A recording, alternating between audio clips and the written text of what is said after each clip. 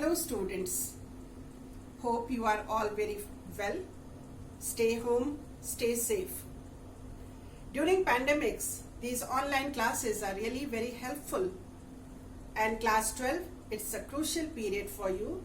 Today we are going to do the last poem from FLAMINGO, your first book, on Jennifer's Tigers by Adrienne. So students, first let me ask you something. What are the different ways in which we express our feelings, our emotions, our sentiments? Hopefully, you all will say there are many ways like paintings, singing, dancing, writing poetry, etc., etc. Writing articles, writing stories. There are so many ways.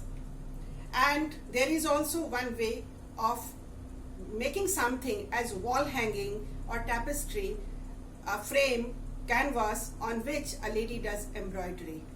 But what has this title got to do on Jennifer's Tigers? Isn't it very unique? What has the lady got to do with these tigers? Are they her pets? Obviously, tigers can't be a lady's pets or a man's pets. So, let us read the poem and enjoy and try to understand what the poet wants to say. So, it's my first recitation before you. After that, I'll be introducing the beautiful writer, Adrienne. Her attitude to literature and to society. She was a poet who always fought for the women's rights. On Jennifer's Tigers prance across a screen. Bright topaz denizens at a world of green, they do not fear the men beneath the tree. They pace in sleek chivalric certainty. On Jennifer's fingers, fluttering through her wool, find even the ivory needle hard to pull. The massive weight of Uncle's wedding band sits heavily upon Aunt Jennifer's hands. When Aunt is dead, her terrified hands will lie still ringed with ordeals she was mastered by. The tigers in the panel that she met will go on prancing, proud and unafraid.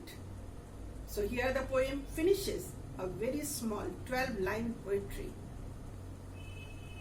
So this poem is, as I told you, is written by Adrienne, and she was born on May 16, 1929.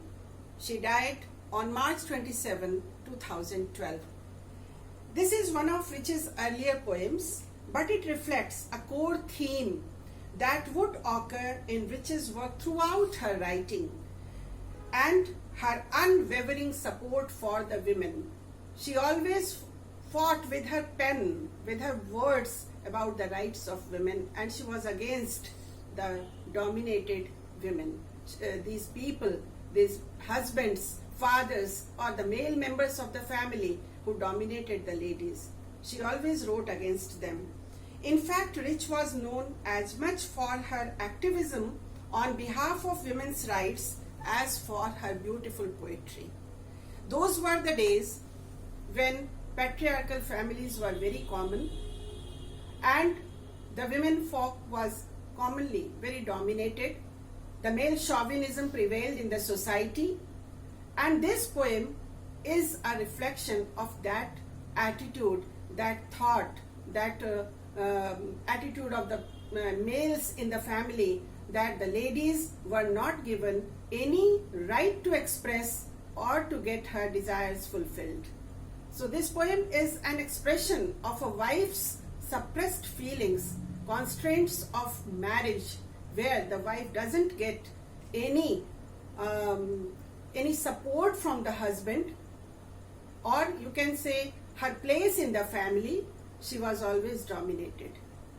So Aunt Jennifer represents the dominated women, the suppressed women, and the embroidery that she does is the reflection of her bottled up feelings, her sentiments that she could never express. She expresses through her embroidery of those tigers on her tapestry. Those tigers who are brave, who are confident, who are very fast and very dominating, who are the masters of the green world they live in.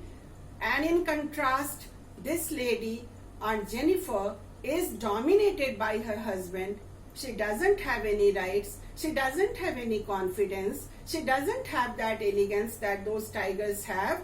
They are not afraid of the men beneath the trees, but she is afraid of the man in her home. So these two contrasting figures, Aunt Jennifer represents a lady who is dominated, and the tigers represent the powerful, the elegant, the confident, the dominating creature in the forests. So these tigers represent her suppressed desires.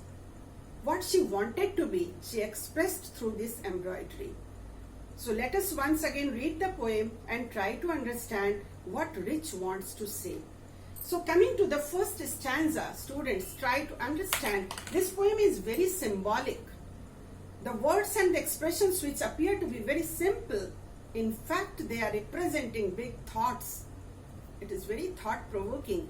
I don't say, and we cannot say, that society has totally changed, but thank God and thank humanity and thank education that we have changed a lot. But really pitiful status of the women was in those days when this poem was written. On Jennifer's tigers prance across a screen, bright topaz denizens of a world of green. World of green, it's very clear, it is the forest. On Jennifer's tigers, they are not her pets. She is doing embroidery on the canvas. She is doing embroidery of the tiger figures. They are jumping over the screen. It shows that they are happy, they are confident, they are masters. Bright topaz denizens. Bright topaz denizens. Topaz, we all know, is a gem with the color golden yellow.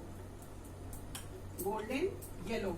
And this is the color of the tigers also. So here the poetic device of metaphor is used by the poet. Bright topaz denizens. The tigers are like those topaz, like those, they are the dwellers. Denizens are dwellers. Denizens means dwellers.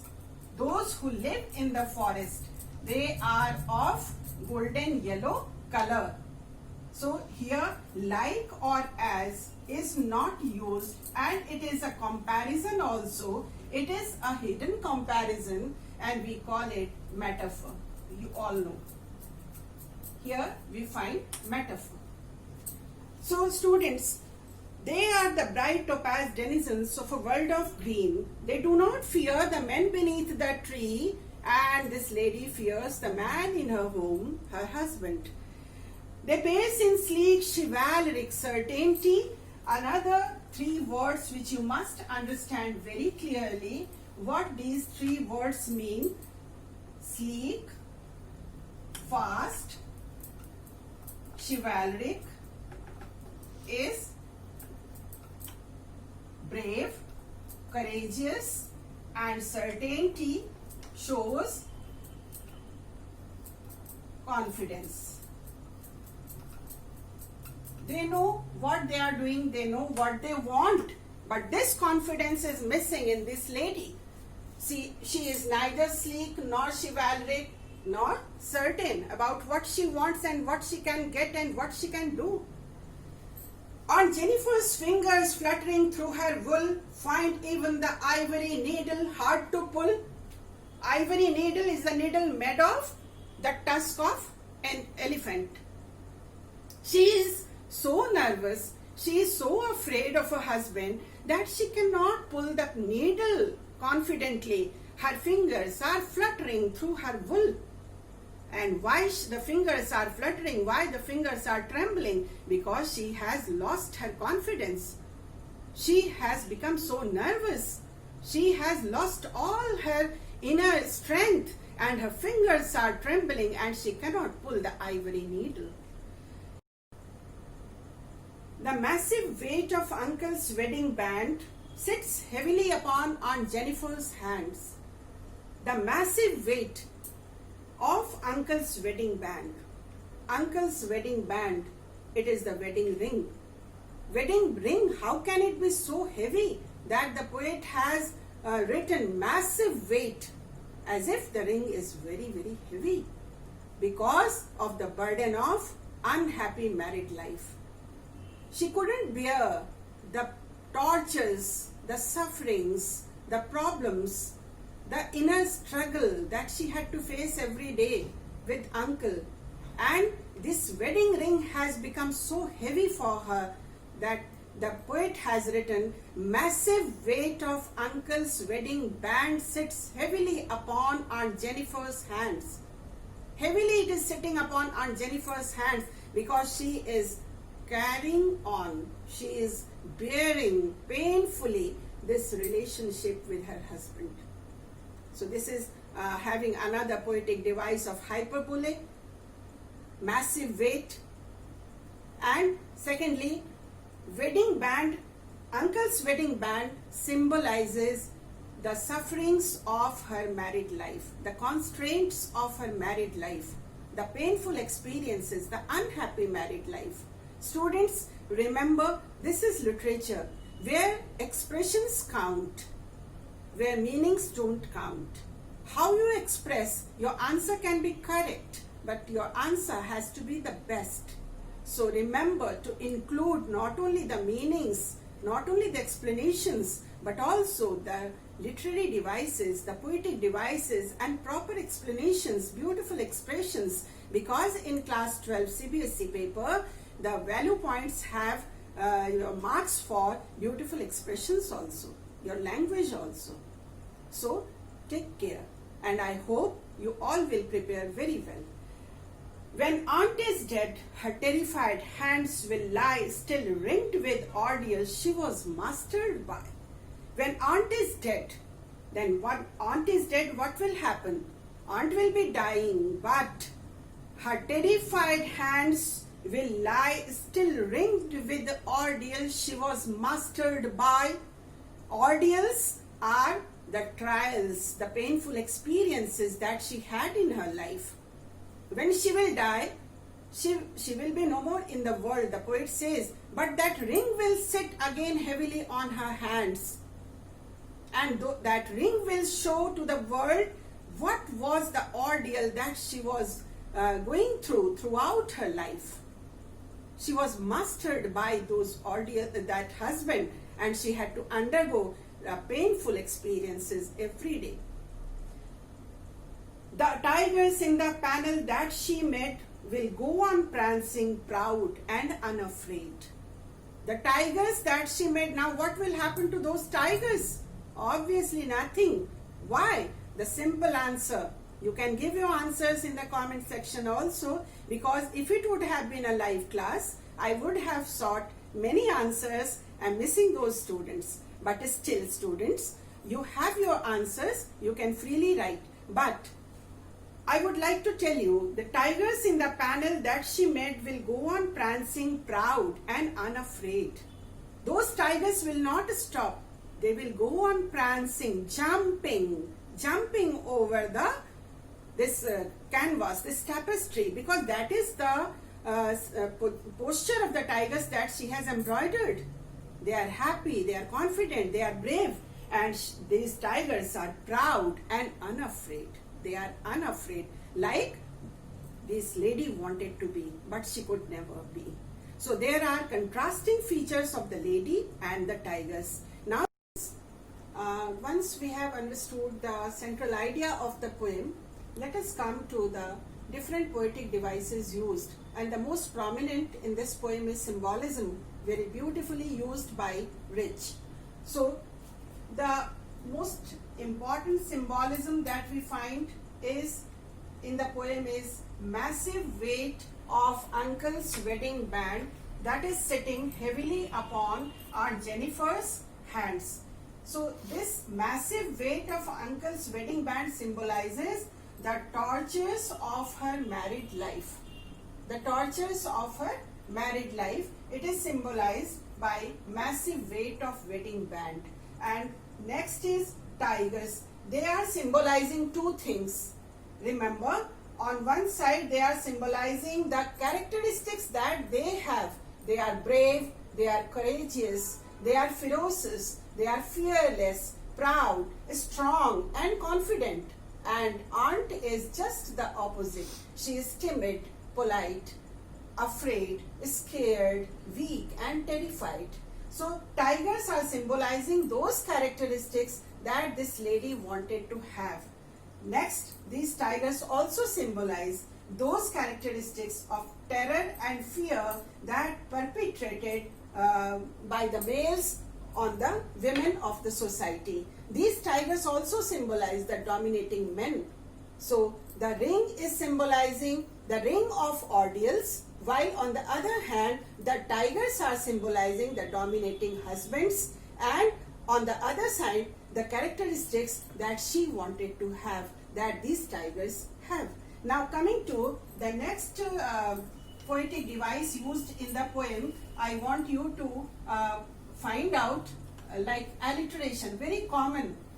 So alliteration you can get in the line sleek, chivalric, certainty, and here we get the repetition of S sound, sleek, chivalric, certainty, and this is alliteration, repetition of the first sound. And here the first sound repeated is S sound. S sound is repeated, and here we get sleek, chivalric, certainty. This expression has got alliteration and we get the S sound repeated. Similarly, in the last line you get prancing, proud and unafraid. Prancing, proud and unafraid. Here naturally the P sound is repeated. P sound is repeated. The imagery used in the poem, you have to understand all the poetic devices because you get short questions like in MCQ also, or in short answer type questions. If you stanza based question, if something is asked like the poetic device used in the above lines, then if there is an imagery, you can point out this imagery of ringed with ordeals. Ringed with ordeals. Beautiful imageries are there, but here you get ringed with ordeals, and this imagery shows suppression,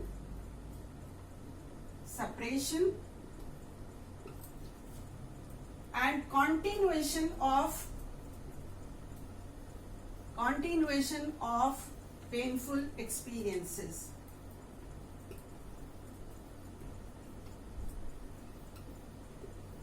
Painful experiences, ringed with ordeals. So if we talk about again the theme of the poem, Recapitulating, I would tell you that this poem is about male domination on women, male chauvinism, male dominated families, and the problems and tortures of the wives in the that male dominated family, the feelings of the women who want to be like the husbands, they want to be brave, they want to have their say, but they do not get a chance. These bottled up feelings are expressed by a lady in different ways, like in singing, painting, embroidery, or poetry, or story writing.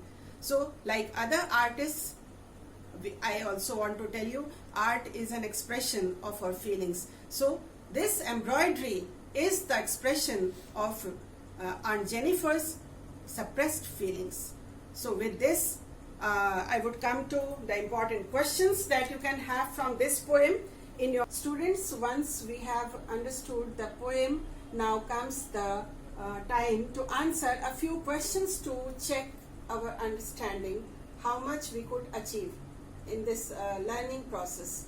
So the first question that I want to ask, or you have to prepare, is what are Aunt Jennifer's tigers doing? Very simple answer. They are jumping across the screen. The screen, the canvas, the tapestry, across them the tigers are jumping. Are these tigers real? Obviously not. They are embroidered by the aunt. How do they look like? They look like bright topaz, the golden yellow gem stone which people use to wear topaz rings in their fingers. They are precious, and these tigers look like golden yellow topaz because they are not only having that color, they are also having that value, that precious value. Why are aunt's fingers fluttering? Here also in the poem you get the alliteration, the poetic device that we were reading and discussing. Fingers fluttering, beautiful example of alliteration also. And why are her fingers fluttering? Because of the lack of confidence, because of the fear of uncle, because of the torture that she had, because of the fear that she had. She has lost all her confidence and her fingers are fluttering, trembling, shaking, and she is unable to pull the ivory needle. What is meant by wedding band sits heavily upon Aunt Jennifer's hands? Wedding band sits means she is wearing that wedding band, that wedding ring, which has become too heavy for her to bear because of the painful experiences that she has been experiencing since her marriage. Her married life has given her all unpleasant moments to experience, and wonderfully we experience this sorrow with these symbols. Students, nowhere we come to meet uncle in the poem. Isn't it surprising? Uncle is not seen in the poem. Neither do we see uncle torturing aunt.